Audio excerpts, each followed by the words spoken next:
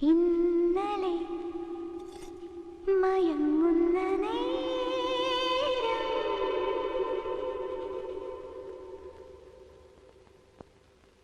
ഒളിച്ചെന്നെ വിളിച്ചവനാ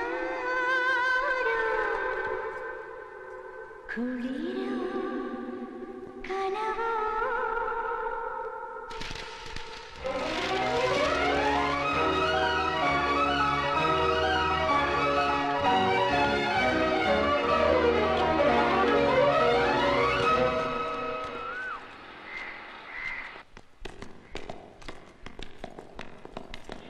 അമ്മാവാ അമ്മാവാ ഞാനൊരു സത്യം പറയാൻ പോവാണ്.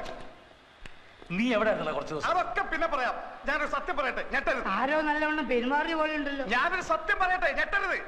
അയ്യോ, നിന്നെ ഈ നിലയിലാക്കിയതായിരുന്നു. അമ്മേ, ഞാനൊരു സത്യം പറയട്ടെ അമ്മേ. അയ്യോ, ഇതെന്ത് പറ്റി? ആരോട് പറയാതെ എങ്ങോട്ടാ പോയത്? എല്ലാരും കൂടി ഇങ്ങനെ ചോദിച്ചോണ്ടിരുന്നു. ഞാനങ്ങനെ സത്യം പറയാം. മിണ്ടായിരിക്കേ, അവൻ പറയട്ടെ. പറ. ഞെട്ടരുത്. ഞെട്ടില്ല. പക്ഷെ ഞെട്ടില്ല എന്ന് പറഞ്ഞില്ലേ? ആ ഞെട്ടി ഞെട്ടി. ഇവിടെ ആൽഫി എന്ന് പറഞ്ഞു നടക്കുന്നവൻ ആൽഫി അല്ല, അപ്പക്കുട്ടനാണ്. കുറ്റിപ്പുറത്ത് ഗോവിന്ദൻ നായരുടെ മകൻ ചേരിൽ അപ്പക്കുട്ടൻ നായർ. തെളിവ് തരാം. അപ്പക്കുട്ടന്റെ പെങ്ങൾ സൗദാമിനി, അളിയൻ രവീന്ദ്രൻ നായർ. ഞെട്ടി, എല്ലാവരും ഞെട്ടി. ഞാൻ പറഞ്ഞില്ല ഞെട്ടരുന്ന്. ഇതാണോ ഇത്ര വലിയ സത്യം? എന്നാൽ ഞാനൊരു സത്യം പറയാം. അപ്പക്കുട്ടൻ തന്നെയാണ് ആൽഫി.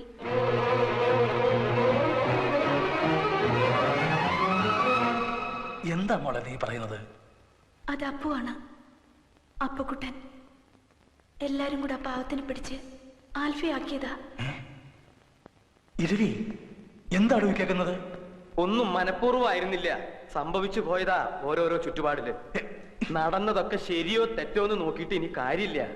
ഹരിച്ചു നോക്കിയാലും ഗുണിച്ചു നോക്കിയാലും ലാഭല്ലേ ഉള്ളൂ. എനിക്ക് ഇപ്പോഴും ഒന്നും മനസ്സിലാവണില്ല. അപ്പൊ ആൽഫി എവിടെ? പറയാൻ എനിക്ക് വിഷമമുണ്ട്. പറയാതിരിക്കാൻ കഴിയാത്തതുകൊണ്ട് മാത്രം പറയാ. ലേഖ പറഞ്ഞില്ലേ, നീണ്ട മുടിയുള്ള നീല കണ്ണുള്ള എപ്പോഴും ഒരു കള്ളച്ചിരിയോടെ ധാരാളം തമാശകൾ പറഞ്ഞെന്നെ പൊട്ടിച്ചിരിപ്പിച്ച ചുറുചുറുക്കുള്ള ആൽഫി. മനസ്സ് മുഴുവൻ കൊടുത്ത് ഞാൻ സ്നേഹിച്ച ആൽഫി. വിവാഹത്തിന് തലേന്നാണ് ഞാൻ അറിഞ്ഞത് അയാൾക്കൊരു ഭാര്യയും കുട്ടിയും ഉണ്ടെന്ന്. ചോദിച്ചപ്പോ ഒരു കള്ളച്ചിരിയോടെ അയാൾ എന്നോട് പറഞ്ഞു, ജീവിതം ഒരു വലിയ തമാശയായിട്ടേ അയാൾ കണ്ടിട്ടുള്ളൂ എന്ന്. ആൽഫിയുടെ തമാശകളിൽ ഒന്നായിരുന്നു. ഞാനും വെറുത്തുപോയി. ഞാൻ എന്നെ തന്നെ വെറുത്തുപോയി. നിങ്ങളോടൊക്കെ എന്ത് പറയണം, നിങ്ങളെയൊക്കെ എങ്ങനെ നേരിടണം എന്നാലോചിച്ച് തളർന്നപ്പോൾ ആത്മഹത്യ എന്നൊരു വഴി മാത്രമാണ് ഞാൻ മുന്നിൽ കണ്ടത്. അത് അപകടമായിരുന്നില്ല, സ്വയം നശിപ്പിക്കാനുള്ള ശ്രമമായിരുന്നു. ക്ഷമിക്കണം എന്ന് പറയാൻ മാത്രമേ എനിക്കാവൂ. എഴുന്നേക്കാൻ കഴിഞ്ഞിരുന്നെങ്കിൽ അച്ഛന്റെ കാലിൽ കെട്ടിപ്പിടിച്ച് മാപ്പ് ചോദിക്കാമായിരുന്നു. കച്ചവടം ഒന്ന് ശരിയായാല് കിട്ടുന്ന ലാഭം അപ്പ കൊടുത്ത് ചന്ദ്രയുടെ കടം തീർക്കാം. പണം കൊണ്ടുള്ള കടം. പക്ഷെ കടപ്പാട് എങ്ങനെയാ തീർക്കുന്നത്? ഇനി താമസിപ്പിക്കാതെ വർമ്മ സാറിനെ കണ്ടുള്ള വാസ്തവം തുറന്നു പറയണം. അതിനു മുമ്പ് നമുക്കൊരു വലിയ കാര്യം ചെയ്യാനില്ലേ? നമുക്ക് ചന്ദ്രയെ നടത്തിക്കണ്ടേ? വേണം. എന്റെ കൂടെ നിൽക്കൂ. തളർന്നു പോയി എന്ന തോന്നൽ ആദ്യം ചന്ദ്രയുടെ മനസ്സിന് മായ്ക്കണം. പോകാൻ കഴിയില്ല എന്ന് വിചാരിക്കുന്നിടത്തെല്ലാം കൊണ്ടുപോകണം. കാണാൻ കഴിയില്ല എന്ന് വിചാരിക്കുന്ന കാര്യങ്ങളൊക്കെ കാണിച്ചു കൊടുക്കണം. ഡൺ.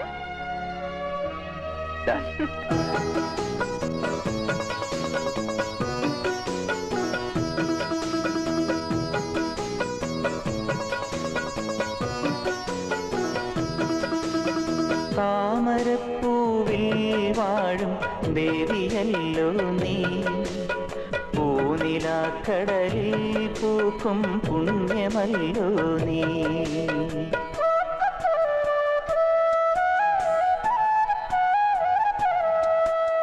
താമരപ്പൂവിൽ വാഴും ദേവിയല്ലോ നീ, പൂനിലാക്കടലിൽ പൂക്കും പുണ്യമല്ലോ നീ.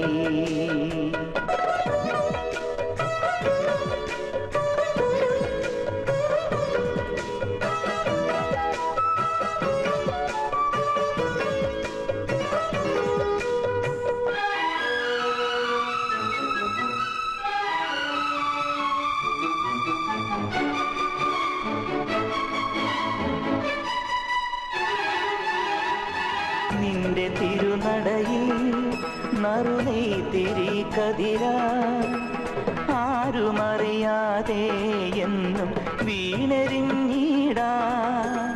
നിന്റെ തിരുനടയിൽ നറുനെയ്തിരി കതിരാ ആരുമറിയാതെ എന്നും വീണരിഞ്ഞിടാ. സാന്ദ്രചന്ദനഗന്ധമായി നീ വന്നു ചേർന്നാലേ, സാന്ദ്രചന്ദനഗന്ധമായി നീ വന്നു ചേർന്നാലേ എന്നു നീ ശ്രീലകം ധന്യമായിടൂ. ശ്യാമയാമിനി നീ സാമചന്ദ്രികയാ. താമരപ്പൂവിൽ വാഴും ദേവിയല്ലോ നീ.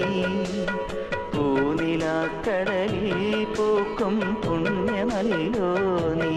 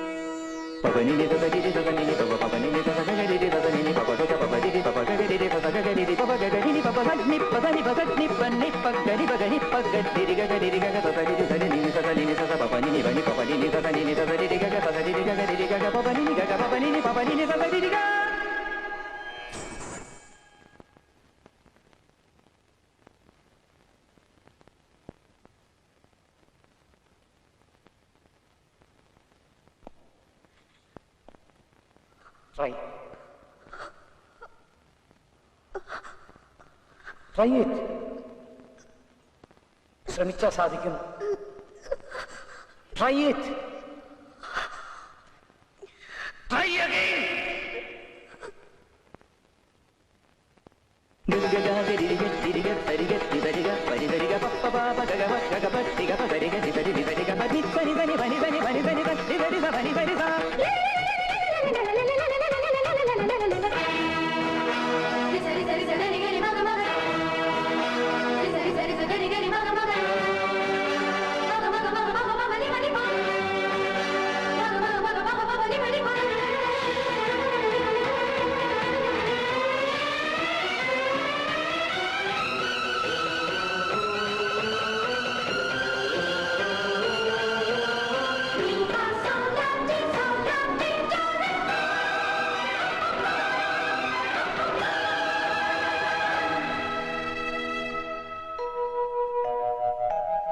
നിന്റെ കാലടിയിൽ ജപതുളസി മലർ പോലെ സ്നേഹമന്ത്രവുമായി ഞാൻ പൂത്തു നിന്നിടാ. നിന്റെ മൂക തപസ്സിൽ നിന്നും നീ ഉണർന്നാലേ, നിന്റെ മൂക തപസ്സിൽ നിന്നും നീ ഉണർന്നാലേ മോക്ഷവും മുക്തിയും കൈവരുന്നുള്ളൂ. രാഗതമ്പുരുവിൽ നീ ഭാവപഞ്ചമമാ.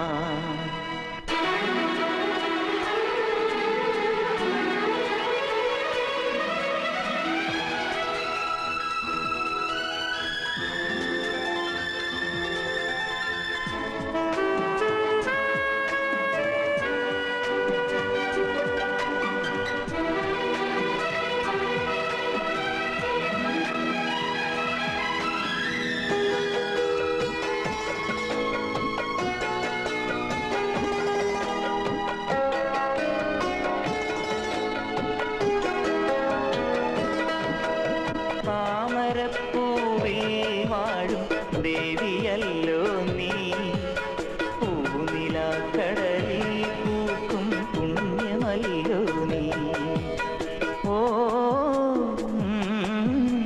ലലലലാലാല താമരപ്പൂവിൽ വാഴും ദേവിയല്ലോ നീ പൂനിലാക്കടലിൽ പൂക്കും പുണ്യമല്ലോ നീ.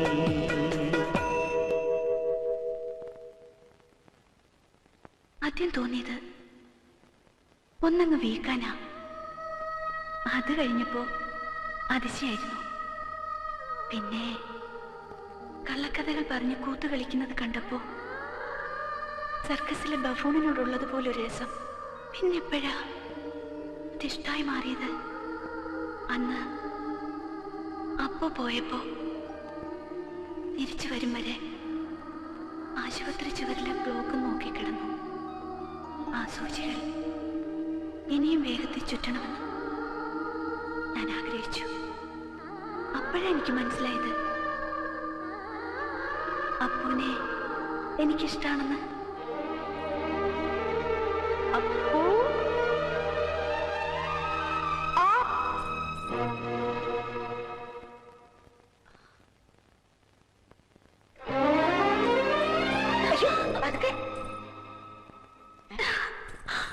എന്ത് പറ്റി ഈ പെണ്ണിന്?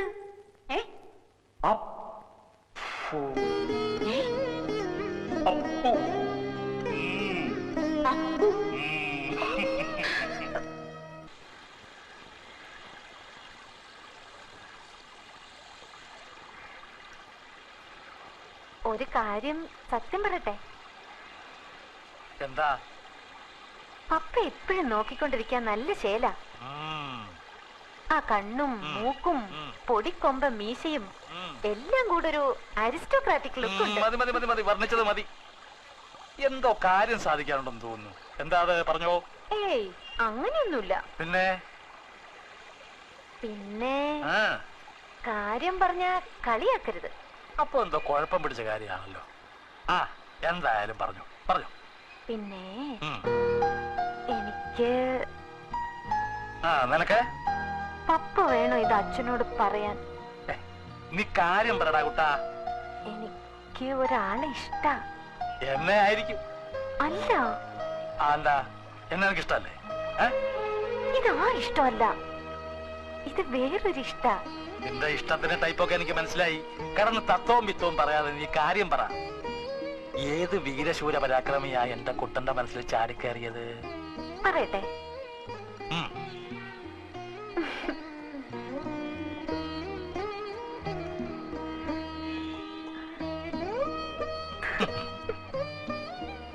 നിനക്കിഷ്ടപ്പെട്ടവൻ ഏത് മരക്കോന്തനായാലും ശരി, പപ്പായ്ക്ക് സമ്മതം. റെഡി? ആരാ പറ. അപ്പു.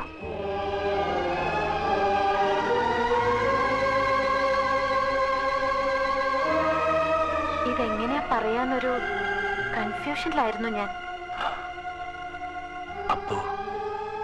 അപ്പുവിനിഷ്ടാണോ നിന്നെ? ചന്ദ്രയ്ക്ക് സുഖായിട്ട് പപ്പയുടെ മനസ്സൊന്ന് തണുത്തിട്ട് വേണം പറയാനെന്ന് വിചാരിച്ചിരിക്കുകയായിരുന്നു.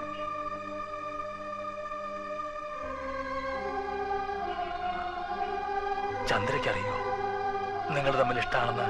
ആർക്കും അറിയില്ല. ആദ്യം എല്ലാ കാര്യവും ഞാൻ പപ്പയോടല്ലേ പറയാ. പപ്പയല്ലേ ഇന്ന് വരെ എന്റെ എല്ലാ ആഗ്രഹവും സാധിച്ചു തന്നിരുന്നത്. ഇനി വേണം ചന്ദ്രയോട് പറയാൻ. എന്നിട്ട് പപ്പയും ചന്ദ്രയും കൂടെ വേണം ഇരവിക്കുട്ടി പിള്ളയുടെ ചെവിയില് ഈ മന്ത്രമോതാൻ. ചന്ദ്രയോട് ഞാൻ പറയട്ടെ?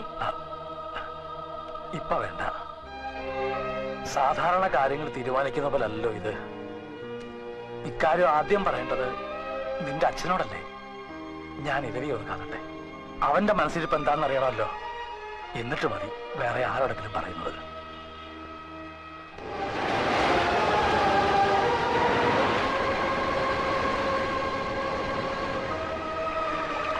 ഒരു മകൾക്ക് വേണ്ടി വഴിമാറി കൊടുക്കാൻ മറ്റൊരു മകളോട് പറയുക, അങ്ങനെ താനിതിന് കരുതാവും. എന്നോട് ഇങ്ങനെ പറയണം? ക്രൂരമായ ഒന്നാണ് ഞാൻ ആവശ്യപ്പെടുന്നത്. ഇഷ്ടപ്പെട്ട പുരുഷനെ മറ്റൊരാൾക്ക് വേണ്ടി കൈവിടാൻ, മറക്കാൻ പാപമാണ് ഞാൻ ചെയ്യുന്നത്, എനിക്കറിയാം. പക്ഷേ വേറെ വഴിയില്ല ഇരവി. ഒരു തളർച്ചയിൽ നിന്ന് കര കയറിയതേ ഉള്ളൂ. ഇനി ഒന്നുകൂടെ താങ്ങാനുള്ള ശക്തി എൻ്റെ മുഖത്തുണ്ടായിന്ന് വരില്ല. എനിക്കെല്ലാം മനസ്സിലാവുന്നുണ്ട്. ലേഖയോടത് പറയാനുള്ള മനസ്സ്, ധൈര്യം ഒന്നും എനിക്കില്ല. ഉണ്ടെങ്കിൽ ഞാൻ അതിനനുവദിക്കില്ല. കോയമ്പത്തൂർ ഗാന്ധിപുരത്ത് തെരുവില് വിശന്ന് തലചുറ്റി വീണ് കിടന്ന എന്നെ താങ്ങിയെടുത്ത് വാങ്ങിത്തന്ന ഇഡലിയുടെയും ചായയുടെയും കടം പോലും ഇനിയും ഞാൻ വീട്ടിയിട്ടില്ല. പക്ഷെ അതുകൊണ്ടല്ല ഇതെന്റെ മോളോട് പറയാൻ അനുവദിക്കില്ല എന്ന് പറഞ്ഞത്.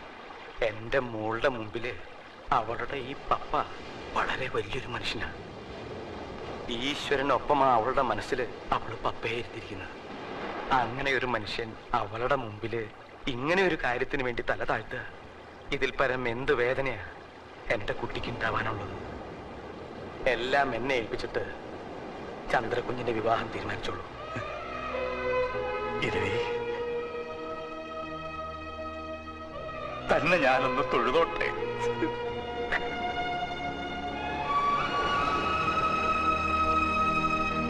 എനിക്ക് എന്റേതെന്ന് പറയാൻ നീ മാത്രമേ ഉള്ളൂ. ഒരു കളിവാക്ക് പോലും പറഞ്ഞ് നിന്നെ ഞാൻ ഇതുവരെ നോവിച്ചിട്ടില്ല. പക്ഷേ ഇപ്പൊ എനിക്കിത് പറഞ്ഞേ തീരൂ. മോളെല്ലാം മറക്കണം. എല്ലാം ഞാൻ അവരോട് കൈ നീട്ടി വാങ്ങിയിട്ടേ ഉള്ളൂ. ഒന്നും തിരിച്ചു കൊടുക്കാൻ സാധിച്ചിട്ടില്ല. നിനക്കെങ്കിലും അതിന് കഴിയണം. എന്റെ മോള് നന്ദികേട് കാണിക്കില്ല എന്ന് ഞാൻ വാക്ക് കൊടുത്തു. അത് പാലിക്കണം.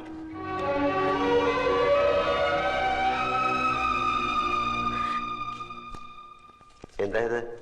പറയാൻ കഴിയില്ലെങ്കിലൊന്ന് ഭയന്ന എഴുതാനിരുന്നത്. കുറെ എഴുതി ചുരുട്ടിക്കൂട്ടി കീറിക്കളഞ്ഞു. ഒരിക്കലേറ്റ മുറിവിന്റെ പാടുകൾ മാഞ്ഞതേയുള്ളൂ. വീണ്ടും അത് സംഭവിക്കുമോ എന്ന ആവശ്യമില്ലാത്തൊരു ഭയം എൻ്റെ മനസ്സിലുണ്ട്. അതുകൊണ്ടാ എത്രയൊക്കെ നീണ്ടൊരു മുഖവുര. അപ്പോൾ ആശുപത്രിയിൽ വെച്ച് എന്നോട് ചോദിച്ചില്ലേ എന്താ എനിക്ക് വേണ്ടി ചെയ്യേണ്ടതെന്ന്? ഉത്തരം ഞാനിപ്പോൾ പറയാം. എന്നെ ഒന്ന് മനസ്സിലാക്കാൻ ശ്രമിച്ചാൽ മാത്രം മതി. ഒരേ ഒരു വാക്കേ കത്തിലുള്ളൂ. ഇനി അത് തുറന്നു നോക്കണ്ട.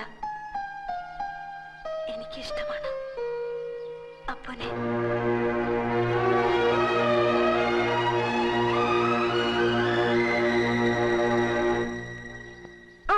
അപ്പു എപ്പോഴാ വന്നേ? എനിക്കൊരു കാര്യം പറയാനുണ്ട്. എനിക്കറിയാം, ഞങ്ങൾക്കൊക്കെ അറിയാം, അല്ലേ ചേട്ടാ? അപ്പോ അളിയനും പെങ്ങളും ഞങ്ങളും എല്ലാം കൂടി കാര്യങ്ങളെല്ലാം നീക്കി തുടങ്ങി. അമ്മാവൻ അപ്പുന്റെ അച്ഛന് കത്തെഴുതിയിട്ടുണ്ട്. എന്നോടൊന്നും പറഞ്ഞില്ല. ഇനി എന്തിനാ പറയുന്നത്? പെണ്ണിനും ചെക്കനും ഇഷ്ടായ സ്ഥിതിക്ക് ബാക്കി കാര്യങ്ങളൊക്കെ ചെയ്യേണ്ട കുടുംബക്കാരാ. ചന്ദ്രയ്ക്ക് 1000 നാവാ അപ്പുനെ കുറിച്ച് പറയുമ്പോ. She's thrilled. അപ്പുക്കുട്ട തൊപ്പിക്കാരായി എപ്പ കല്യാണം?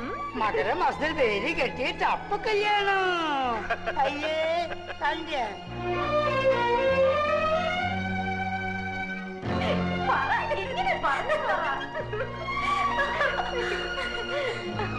പറയാം.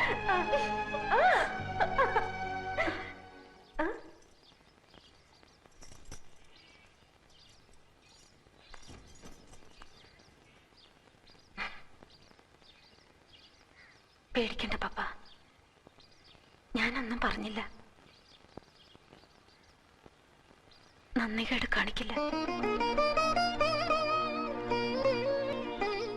ദൈവാധീനത്തിന്റെയും കഷ്ടകാലത്തിന്റെ ഇടയിൽ കിടന്ന് നമ്മൾ ഒരുപാട് ഉരുണ്ട് കളിച്ചു, ഇല്ലേ നൂറെ? പടച്ചോന്റെ സഹായം കൊണ്ട് മാത്ര വലിയ പരിക്കൊന്നും കൂടാണ്ട് നമ്മൾ ഇവിടം വരെ എത്തിയത്. 5 അണയ്ക്ക് ഗതിയില്ലാത്തവൻ ആനയ്ക്ക് വില പറഞ്ഞ പോലെ അങ്ങ് പറഞ്ഞു പോയതാ.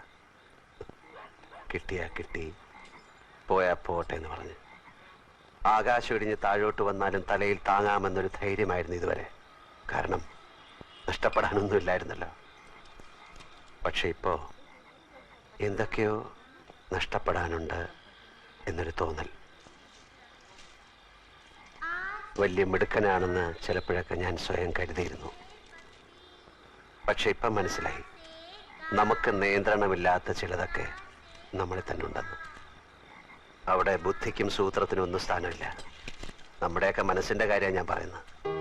പൊള്ളിച്ചുകളികൾക്കിടയിൽ അറിയാതെയും പറയാതെയും എങ്ങനെയോ ഇഷ്ടപ്പെട്ടു പോയതാണ് ലേഖയെ. ഒരു നുണയിൽ നിന്ന് രക്ഷപ്പെടാൻ മറ്റൊരു നുണ പറഞ്ഞ് ഒടുവിൽ ഊരാക്കുടുക്കായപ്പോൾ ഒരു ജീവശ്വാസം തന്നവളാണ് ചന്ദ്ര. ആർക്ക് നേരെ ഞാൻ കണ്ണടയ്ക്കുക? ആരോടാ ഞാൻ ഇനിയും കള്ളം പറയാ? എനിക്കറിയില്ല. ഒരു തീരുമാനം എടുക്കാൻ കഴിയുന്നില്ല. പക്ഷെ എന്നും എല്ലാരെയും സന്തോഷിപ്പിച്ചുകൊണ്ട്, എന്നൊന്നും സ്വയം ചതിച്ചുകൊണ്ട് ആർക്കും ജീവിക്കാൻ കഴിയില്ലല്ലോ. എനിക്കും അതിന് കഴിയില്ല.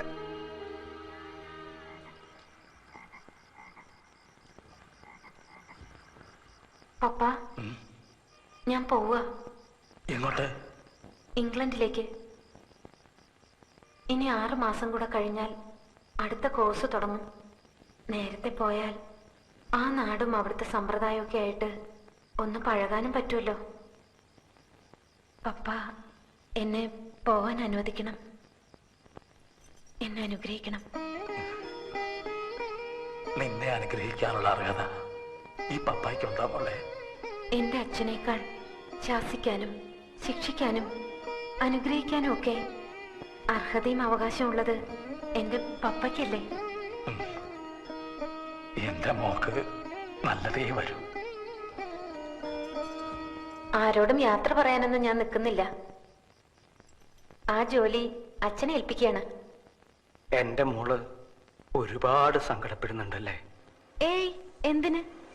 ഉള്ളു മുഴുവൻ വിങ്ങിപ്പൊട്ടിയിട്ട് മുഖത്തൊരു ചിരിയും തേച്ച് പിടിപ്പിച്ച് നടക്കണം നിന്നെ കാണാൻ അച്ഛന് വയ്യ.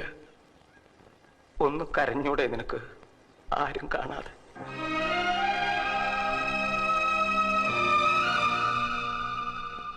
അപ്പൂന്റെ അച്ഛനുമായി അനിയമുന്ന് സംസാരിച്ചു. നിശ്ചയം നടത്തിക്കൊള്ളാനാ പറഞ്ഞത്. പെങ്ങളും അളിയനും ബന്ധുക്കളായിട്ട് ഇവിടെ ഉണ്ടല്ലോ. വിവാഹം മാത്രം നാട്ടിൽ വെച്ച് മതി എന്ന് പറഞ്ഞു. മറ്റന്നാൾ കാലത്ത് 9 മണിക്കാണ് സമയം കുറിച്ച് തന്നിരിക്കുന്നത്. ഇതാ എനിക്കിഷ്ടായത്. ചന്ദ്രയ്ക്ക് നന്നായി ചേരും. ഇതാ കുറെ കൂടി നല്ലത്. ചന്ദ്ര ഏത് സാരി കൊടുക്കുന്നേ? ഞാനല്ല അതൊന്നും തീരുമാനിക്കുന്നത്, ലേഖയാണ്. അവള് തീരുമാനിക്കണം ഞാൻ എന്തണിയണം, എന്ത് ഉടുക്കണമെന്ന്. അവളോട് ചോദിക്കട്ടെ. ഇവളെവിടെ?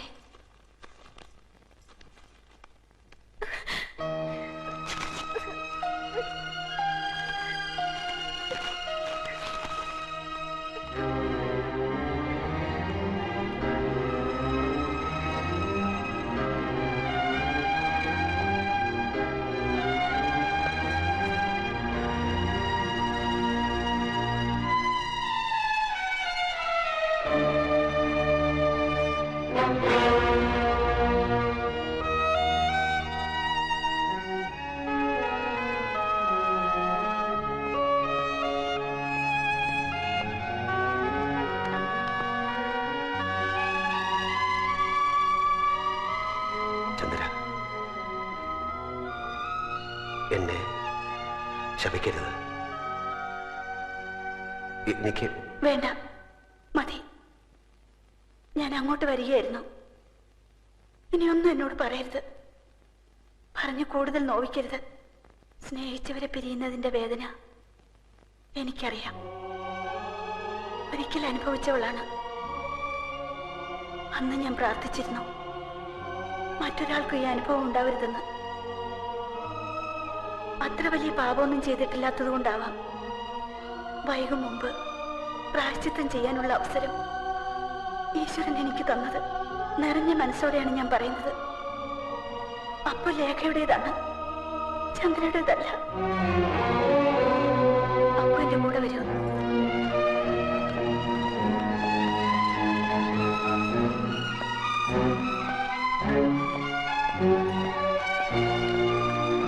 ലേഖ എവിടെ? അവള് പോയി. എവിടേക്ക്? അതൊന്നും എന്നോട് ചോദിക്കരുത്, ഞാൻ പറയില്ല. യാത്ര ചോദിക്കാനുള്ള ധൈര്യം ഇല്ലാതിരുന്നുകൊണ്ട് എല്ലാവർക്കും ഇങ്ങനെ ഓരോ കുറിപ്പ് എന്നെ ഏൽപ്പിച്ചിട്ട് അവള് പോയി.